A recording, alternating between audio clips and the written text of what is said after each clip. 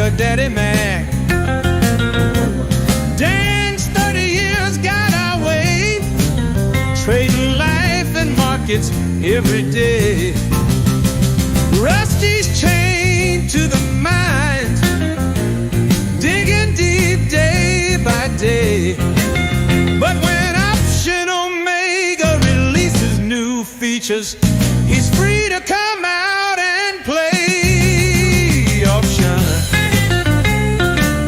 Omega, you're trading home, where every move makes you feel less alone.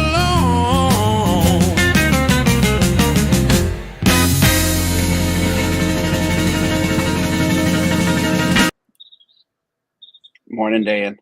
Morning, Troy. Morning, everybody. Happy Shout Monday. out happy Monday.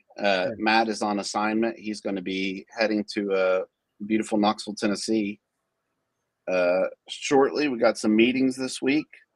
So when Matt's in town, I mean, it's on. He is a fiend. He goes and he just works hard and wants to meet, and he'll drive for a long time just to meet for like 6 hours. So Yeah. shout out Matt. So we'll keep you up on Matt's sightings in Knoxville, where some of his favorite little spots where he hits.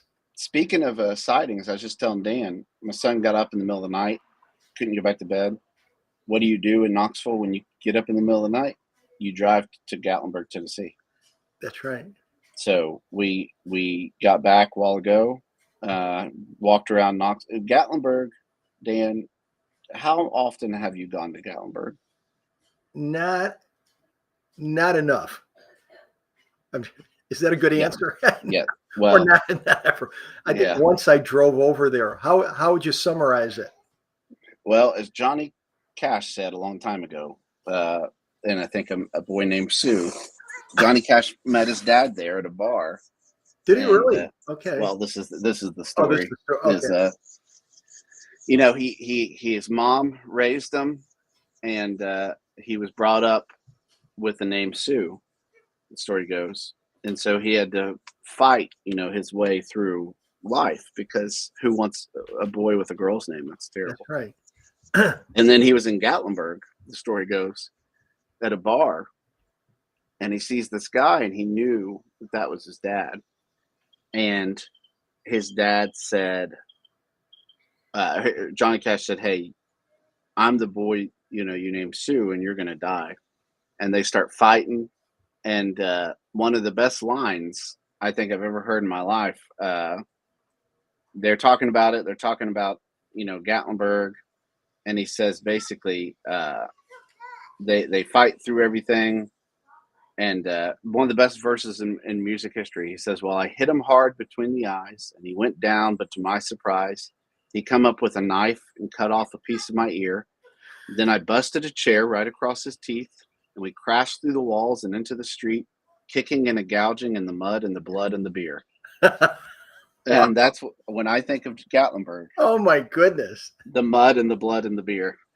As many times as I've heard that song, I didn't realize the classic. Yeah. So that's supposed to be a true story, huh? That song. Well, I don't think it's a true story at all, but I love the idea of it. It is quite a story. And shout out Tom. We 26. I'm giving you a history of Knoxville here. This is probably 2016, 2018, I think. We were in a drought, long drought, and there are fires all over the place. And we don't get a lot of fires in East Tennessee. It's pretty plush. It's not really dry, but had a crazy drought. And there was one night in the summer, I think it was 2016, I think. But half of Gatlinburg burnt down. And is that right? Yeah, they were talking about, the aquarium has like this temperature outside, so Gatlinburg was shut down at that point, but you could see kind of the live readings of it. And like the temperature at the aquarium was like 180 degrees or something nuts. Oh my goodness. And so you can, when you're driving through Gatlinburg still, you can see a lot of the burnt, the trees that didn't grow back. Yeah. There's a section at the top of the mountain there. Wow. So I say all this as if you should go to Gatlinburg. Gatlinburg's a terrible place. The only time worth going is about 6 o'clock in the morning. Folks, Troy has already put in 5 hours of driving before the show. Mm-hmm. That's an amazing thing in itself. We were listening to the Rocky soundtrack, as we should. Yes. Did you? Now, isn't that where? Wait, is Dollyville? Dolly? What do they call that? Dollyville. I love that. Dollywood. Dollywood. Is that in Gatlinburg? Dollywood's in Pigeon Forge, which you have to get. Forge. Unless you go a long way around, you basically have to go through Pigeon Forge to get to Gatlinburg. Oh, so how close are they? Like? We passed Dollywood on the way. Oh, you did? Okay. Yeah. So Dollywood, if you want to take your family, costs about $1,000 a day. It really does. It's insane. So it's like Disney World. I mean, it's comparable to Disney World? I mean, I think the prices are comparable at this point. I could be wrong, but Dollywood is you pay, $300 for the privilege of buying a $20 funnel cake. Wow. Listen, Wow. I don't want to complain. East Tennessee is beautiful. Shout out Dolly Parton. Yes. But yeah. So we're back in Knoxville. Praise be to God. So here we go. We're here this morning. I'm listening to Bloomberg the whole way. And boy, you're 5 hours of blue. You've got some news. Oh my gosh, yeah. Let us have it. 5 hours. Yeah. So Bloomberg, your markets are up. Yes. Markets are up. And as is my custom now, when markets are up, I want to do the markets are up kind of sign. And so there we go. Markets are up now. Volatility is just in a big dumpster fire. Yeah. And no, what you want to say, Troy, is remember trading places?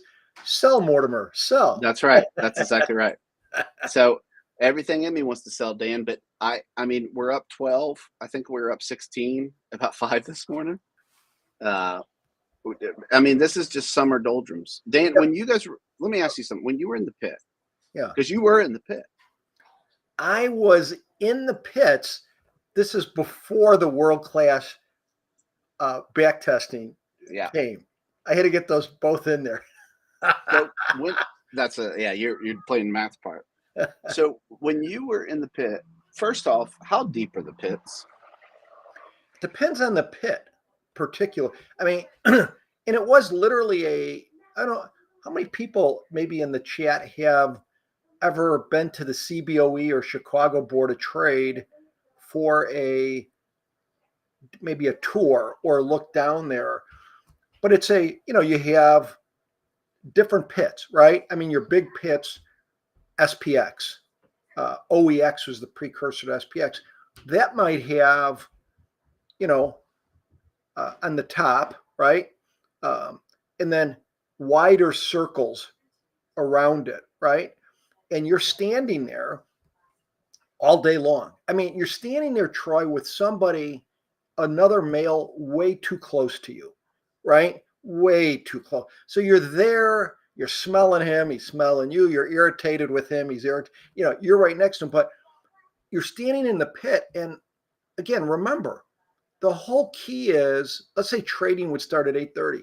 Guys are down there an hour before in the pit, right? And you'd say, why would these guys show up an hour before? Well, here's the trick here. Doesn't make a lot of sense, but you're trying to position where the brokers are going to be standing, right? Because they have the business. They have all the retail orders that are going to buy the ask and sell the bid. That is your cup of tea. That's what you want. That's the reason to stand in the pit. You're a wholesaler. So people would literally fight to, I mean, there were people who had the same spot, Troy, for 7 years. And then suddenly a young whippersnapper out of college, and people would hire, if you wanted a pit trader, not in my case, but in many cases, they'd hire a Division I football player because they'd say, that guy's got the best spot in the pit. Here's what we want you to do. Go in an hour early. You're the only guy who could take his spot because there's going to be a fight and you're bigger than any human being should be. So he'd go in there and took a spot. Now, I did this one time, right? We got a second? I'll just tell you my story. So I was in the IBM. Please. I was in the IBM pit with Jan Najarian. Jan Najarian trained me in the pit stuff, and he's on CNBC Fast Money. So Jan was in IBM. IBM was a big pit. So he was in the kind of the what do you call it? Beginning, the lower end of the pit near the two top brokers. So he was getting fed all the great orders and everything like that. And I mean, you still had risk, but you could buy on the bid, sell on the ask, so you could make, theoretically, you could make the difference. John brought me in. They knew I was with John. I was in the back of the crowd. And so they didn't look, they said, hey, we don't want more money going to Jan Najarian, right? We're going to cut this new guy out, Dan. So for 3 months, I didn't get any business. I couldn't trade because these guys were quick. The way they would do it is on the screen, a broker comes in, let's say Thinkorswim, and they would say, Jan 30 calls. Before they even said the word calls, a market maker would yell 2 to a quarter. That meant 2 bid at 2 1/4. I couldn't even find the option that they were quoting on the screen. And this guy says 2 to a quarter. I go, how did he get that so quick? Right? So he says 2 to a quarter. There's 4 of us there. He took the whole thing, right? The whole 100 contract. I never got anything. So to make a long story short, after a couple months of this, I said, you know what? With expenses of $10,000, $15,000 a month overhead in the pit, there's no way I'm going to last, right? I've got to get a better spot. I've got to get on these trades. So there was one guy there, nice Irish guy, but he had a habit of drinking a couple pitchers of beer at lunchtime. So when he'd come back from lunchtime, he was pretty excitable. I took his spot, right? I said, I'm going to do it, right? Told my grandma, I'm going in. He's probably going to knock me out. I get in, take a spot. He comes back, elbows me to the head. I go falling down. I'm not a fight. I never fought. And rolls me down. But I thought, hey, I'm alive. So I just jump on him because I figure, you know what? Nigerian's right there. They're going to break this thing up. So it's not like he's going to have a chance to, he could have just beat me. So I'm rolling around. But at that point, that was the initiation. That was the initiation to say, you know what? He's not going to put up with this. He's a little crazy, a little ornery. And so they cut me in on the trades. So anyway, now you think, what does that have to do with trading? But that's what it was. That was the function of a market maker. You're buying on the bid, selling the ask. Now, Citadel now, which is the biggest market maker, Mr. Ken Griffin, who owns every biggest house in every state in the United States. Ken Griffin, those guys, they're market makers, but the reason all the market makers left the pits is because Ken's willing to trade for half of a penny. No normal person can do that because he's hedging it against everything. Yeah. So it is nice that the market, the markets are tight now and everything. But anyways, that's just a story from the pits. But I love that. Obviously, I can listen to that all day. And what I take away from that is when I need to get an order in, I should find someone to punch in the face. If I wanted to be a real pit trader, I need to find something like mark my territory. Oh, it is. It's just like dogs. That's a great point. Dogs will pee on every tree when they're walking. I mean, these guys had no lie. I mean, their guys 10, 15 years had that spot. But that spot was relevant because that's where the broker with the most public paper, like Thinkorswim, I don't know if they had somebody in the pits. They might go through a different broker. But all they're doing is when they're buying the S, sell the bid, those are valuable pieces of real estate. Yeah. So really, that's why they would hire big guys, right? Makes sense. Because they could, big ornery guys who would love nothing better than to get a good fight. But the CBOE, I'll tell you this, CBOE stopped the fighting because they were going to make it expensive. They said, look, you get in a fight, the minute it swings, right? The minute it swings, your arm swing, it's $5,000. And that'll persuade you to, but when you're a big guy in the pit, if they were Yeah. to get that paper, some of their backers would say, "Hey, don't worry about the $5,000. Yeah, I got you. Yeah, Yeah. I got your back. Just get Yeah. that spot." That So, trade's worth 15,000. oh, So, absolutely. It was you much know. worth more than 5,000. So yeah, Yeah. it's kind of a weird hierarchy in the pits. Now it's not. There's really no pits. I mean, SPX is probably as close to a pit as you have right now, but it's everybody's on their computer, right? It's Yeah. all Yeah. it's much. There's no yelling, screaming, or threatening as much anymore. Well, I mean, one of the comments, great comment. Dan should have dressed up as a pimp because no one would have messed with you. I would say who's to say you didn't? That's right. I imagine all of you guys, Chicago guys from late 80s, early 90s, were largely dressed as pimps every day. That's my theory. That's what you know what? I won't. What do they say? I won't admit or I won't deny. Yeah. How's that? Yeah. Don't ask, don't tell, as they say. And then VIX is up, but Dan, I would argue that if you look and you just every day, every Monday, going back to 2015, yeah, you might have 3 Monday openings where VIX is down.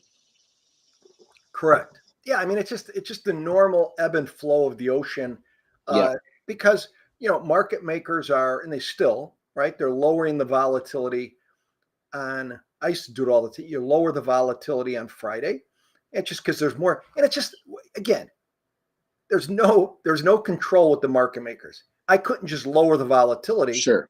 at the wrong volatility because there's people would come and buy a lot of options. But on Fridays, there's more sellers. So, they sell 20, you lower the bid. And you do that by lowering the volatility. So Monday morning when the sellers are gone, you just raise the volatility. Like today, volatility's back up. I just want to say real quick, Troy, when you look volatility up, I still think, folks, there's hope for Troy, the volatility master, when in the next 2 weeks. I want to give some potential help for Troy with the volatility. This week you have Thursday could be the big day, right? I mean, at least a catalyst that could move it. So for people who maybe have not done a reverse iron condor in a while, a Rick, right? There may be some life here because you have Wednesday, I think after the close, you have Tesla and Google earnings. Those are a couple big catalysts. And then obviously we have the latest August 1st, which would be, is that next week? The line in the sand with the tariffs. That's the latest line in the sand. But I think not this week, Troy, but the next week, that could be even more catalyst. You've got a lot of the rest of the big earnings stuff coming next week, the bigger one. And then you have the FOMC, not this week, but next week. And then you have thrown in the PCE. So I think you have, for people who are putting a rest in peace on the reverse iron condor, I think the next 2 weeks we'll get a couple bigger candles, right? I mean, the biggest candle was it last week with the Wednesday, was the temporary with the I'm firing, rumor we're firing Powell. Yeah. Then you had a temporary down candle for, went down for 50, 60 points during the day. But I think the next 2 weeks in the midst of the summer doldrums, I'm not saying, but you might get a little bit of action, right? Just a little. Or range bound and stuff. It's wonderful. I mean, mixed month spreads, I think, have been wonderful. I mean, overall. Yeah. No, I think it's you kind of accept your fate. I mean, you trade vol enough and like it's a fool's errand to try to get real long vol in July as a general rule. That's right. Did you see Tom's comment? Tom says August that's right. 1st could either break or VIX could go to 12. Yeah. It's either I get a lot of funnel cakes from Dollywood or I work at Dollywood. Are they really $20 for a funnel cake? Oh, I mean, Dan, it's ridiculous. I don't even want to get it's the classic theme park. Like, hey, it's 140 degrees outside. Would you like a Coca-Cola for $9? And you're like, yes, I would. And and I'll buy two. I'll buy two Coca-Colas. Yeah, for sure. Anyway, so listen, this is what we're gonna do. This week I thought it'd be interesting. So I'm taking a little personal trip with my son. He's never flown before. Dan and I have been talking about this for months. Dan and I are going to California next month for a little conference, and my son wants to go to Alcatraz. He's never flown. He's autistic, so flying for autistic people sometimes can be hard. So we're doing a test flight Wednesday. So I'm Dan and Matt are going to be doing the show, and this what I thought we'd do this week, because Matt's got some funny ones that I think it'll be good. Yeah. But I've got some as well. Dan, what we're going to do this week is we're going to look at how to make a really bad back test. Now, you might be saying to yourself, I'm really good at making bad back tests. Yeah. I don't need any help with that. That's right. But you see things through time. We've still got options with the boys going on, doing some trainings, and they're all back testing, and they all send tests. It's part of the rite of passage. You send a test, you say, this is awesome. Why don't I just do this? Yeah. And I'd like to show you one of those tests this morning. So here we go. Mondays. The boys? Is this from the boys? No, but the concept I've just seen from everybody. Yeah. And so this is I don't know what tapping is, Pilo. You might have to fill me in on that. Okay, so this is the example today of how to make a bad back test. Now, Dan, what is this? This is you buy a call 90 days out, and it's a 1 delta. You're just buying super out of the money calls 1 day out. You open it first thing in the morning. You just run it until you're out of portfolio, basically. You just run 5 cents or $5 a clip, and that's all you're doing. And so what are we doing with this? Well, it's easy. Why is everybody, Matt and Troy and Dan, to be, honest, are just dummies, because I found this test. Look at that thing. And all the numbers are like like the lottery or something. You turned into King Griffin in 3 years. That's the thing. And so you buy a call, and all you have to do is you have to just buy a 1 delta 90-day call, and you just take 10% profit target. Dan, what could go wrong? Where do we start? That's a good example. So, yeah, if astute people who have taken backtesting boot camp might say, well, the first thing is to run 2 hits. Let's do the low-hanging fruit. Let's run 2 hits at the profit target. So we want to make sure these values are real, right? We want to really, because you're having a very, very low price. Well, not 90-day. What would you say the average? Like 50 cents? Off the $1.50. Was it $1? Oh yeah, 90 days out. Yeah, because 90 days out, you're still dealing with paid. about $1.50. Okay. Yeah. So we'll run this real quick, and we'll see what happens. But my theory is, I think this is still going to be a good trade. And Dan, thus lies the first problem in backtesting. Yeah. What happened, Dan? 2 hits suddenly ruined it. Now, and 2 hits, just remember, basically, if you have a profit target, the first time that we check every minute throughout the history of the trade, the first time there's 10%, we take it off, right? Okay, well, 2 hits is you have to have 2 minutes in a row of a 10% profit target. Suddenly, we barely have, everything goes to crap. Yeah. Dan, how realistic is it to make 10% on a 1 delta 90 DTE call? Boy, it's tough because, putting legs on this thing, you're talking, let's say you mentioned it could be about $100, right? Right? You're paying maybe $100 for the call. Yeah. $100, $30, $100. But you're making 10%, $10. So you're buying it at $1. selling it at $1.10, right? Mm-hmm. And so it's gonna take quite a bit to get the juices flowing on a 1 delta to begin with. So to get a legitimate 10% to sell it at $1.10. Now we haven't got into the commissions yet of something that is especially in SPX, you're only making $10. So let's say you're going to pay what, $3 in commissions. But I mean, it is that, that 2-hit thing is wonderful because it is saying, can you legitimately reality wise sell it a dollar option for $1.10? Or can you sell a $1.50 option for $1.65, which is going to be tougher than you think, right? If you get 2 hits. And what is that, Troy? That's 2 hits within how long a period of time? So basically what you do is you go down and you say, you only exit the trade when the max profit is hit for 2 consecutive time intervals. Now, this is going to be usually 1 minute. We use 1 minute intervals. So over a 2-minute period. Okay. Over a 2-minute period. And so it suddenly says, well, listen, you can't just rely on a blip. You have to have at least 2 minutes of that in a row. And that just is kind of adding validity. And that's the first thing of today.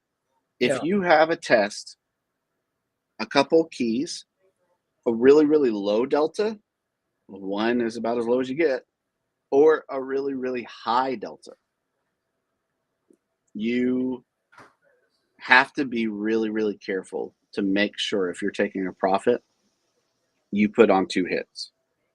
Because when you're in the money, really in the money, or out of the money, to be honest, you are constantly seeing your screen flicker with profit and loss, right? Because Mostly the market, unrealistic. And it's almost always unrealistic. I have a absolute crap ton of puts. I have in SPX, SPY, all the stuff that are equivalent of 1 delta. I don't even look at it on any given day because you would, if you based any decisions off what I'm seeing on the screen, you would just get out all the time. And if let's say I set a profit target on that 1 delta, I could say, the broker could say, oh, you're up 10%, you're up 30%, you're up 100%. I'm not going to ever get filled on that, ever. That's right. Like the profit target is just never going to get hit. And so it's just unrealistic. It is. I mean, it on one hand, you could say an out of the money call, a dollar option, theoretically it's going to be a much tighter market than a 90 delta option, right? Yes. The bid ask will be wider with those. But you're right. You're basically ignoring you take it with a grain of salt as far as the P&L. You're putting it on for a hedge or whatever the reason, and you can't look at the P&L, right? Because they're not updating those options. They're not trading them much. The markets, it's kind of crazy, a 1 delta call. I mean, maybe you could, if you could just stretch this thought process for maybe the first couple weeks or something, or the first little period of time with a 90-day 1 delta, right? But as you start getting more time passes, it's like those are going to zero quickly, right? That's right. Very quickly. They are. And you think, I mean, this is one of the first things that happens I've seen is you find something like this when you're testing, and you start it and you say, like, I found, and there's nothing wrong with it. Like, I'm not trying to say like, oh, freaking idiots, because we've all done it. Like when we first created Option Omega, I would run this stuff and be like, wait, have I found the golden goose? Like, am I? And then you just start to realize that, like, oh, that's completely unrealistic. Does that make the backtester unrealistic? No, but the thing is, with data, you have to add validity to data. This is why we always say, like, you want more trades. You want to punish it. You want all these things that's where you can gain confidence, because what the worst thing in the world is that you could trade this and you could say, I'm going to go back to, you know, I'm going to run this year to date. And like, why wouldn't I run this? This is awesome. Well, Right. when in doubt, try it and Right. see what happens. And but we're trying to encourage you. You don't have to try it. It's not going to work. Yeah. But That's on all. the other hand, when you, from making sense, and Troy has done this live, correct me if I'm wrong, you know, if somebody said to me, would there be any reason for buying a 1 or 2 delta put 90 days out, right? Or 180 days out Yeah. for a shot, right? Or a hedge or whatever. Yes, right? That could make some sense. And the reason is, from a volatility perspective, when the market goes up and you're long a call, the extrinsic value is just like begging 100%. to come out of it. Whereas on the downside, all you need is, you know, what's I always screw the guy's name up. Nasem Talem. I think one time I'll try to get close I on love his that. name, but Dollyville. Yeah, Dollyville. Yeah, but the point is, you know, all you need is one August, the Japan crisis or something where, and you're not making money necessarily. It's not like if you're long a 1-2 delta put, probably in this lifetime, we'll never get to that strike price. Right. But that doesn't matter. What matters is it's a volatility play that the world will look like, even if it's for a 2-hour period, like it might end. In those $1 options now are trading at 10. Now they're nowhere near, they're still 500 miles from the strike price, but you're like, this volatility has gone nuts. And so something like that makes sense, but never to the upside, because there's just, there's inherent sellers. That's why the out of the money calls, the skews, the out of the money calls are cheap, right? That's why you can see in a 12, 13, 14, 15 VIX environment, out of the money calls trading at 8 or 9, because people don't care. And there's sellers of calls on the upside. But the downside is a whole different animal, right? When you say so, I think this is a great point, because it's, you know, that's the thing with backtesting. Execution, is it going to be real, right? I mean, you know, I mean, pit traders, you know, it's funny, when pit traders left the pit and they come to retail trading, they were spoiled, because they're used to, well, I'm going to buy on the bid and sell on the ask. No, you're not, right? You're going to buy like a retail, you're going to buy maybe in the mid price, depending on if the vehicle's liquid. And that's where a lot of market makers, they were, you know, I'd say 70% of market makers didn't understand volatility, or maybe 60. They were scalpers. They try to make $500 and go home, buy in the bid at $2, sell it at $2.10 over and over again. So, but yeah, I think this is 100%. Good. Well, no, I mean, there's a lot more. There's a lot more fun ones to look at, and we'll look at it this week. And hopefully at the end of this, you'll get a better understanding of like, why do we insist that people test a certain way? It's because we just want you to have confidence in your trades. Last thing. Did you have commission on this one? No. We'll get to that next week. Sorry. Or next week. We'll get that tomorrow. So yeah, you might think to yourself, this is also a world in which it didn't cost anything to do this. It's just free to put this on. SAC tests are awesome. SAC is using Qs. If I have a large account, do I use the same strat but use SPX? No, you need to test each strategy with its own. Test it with SPX, because there's trades with SPX that work where Qs don't, and there's trades that work where Qs or SPY or IWM work where SPX doesn't. So it's a great question, but yeah, you test both of those. Jeremy Parker, do most users of OO backtesting test 2 years back or test year to date? Great question, Jeremy. One of the things you can do is you basically want to just get more trades. And so it depends on if you're doing 0 day, SPX dailies is a good one because suddenly there's 5-day-a-week expirations in SPX. So you get more occurrences starting in 2022. And so a lot of people use SPX dailies as their testing point. If you're doing longer dated option strategies, you want to go back farther because you just get more data as well. So I always try to say go back as far as you can, but the reality is, you know, you could go back to 2013. We did a 2013 challenge a year or two ago where we said find the best trade you can going back to 2013. The best trades going back to 2013 have like a 2 MAR, which, you know, that's like our starting point for 0-day stuff. Why? Because just the more occurrences you have, the more realistic a test is. Right.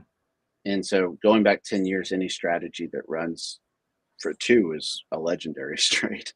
Does that make sense, Dan? Yeah, and also I would just encourage people, you know, when you're doing a back test and you know, let's say something looks good after 3 years or 4, you know, before you sell the house, right? And half of the kids and jump into this thing, just more for realistic, look at the period and say, you know, go through the log and see where the losers and winners are.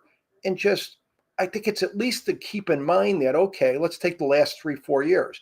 2022 was basically a down year, right? Most of the other years were up years, right?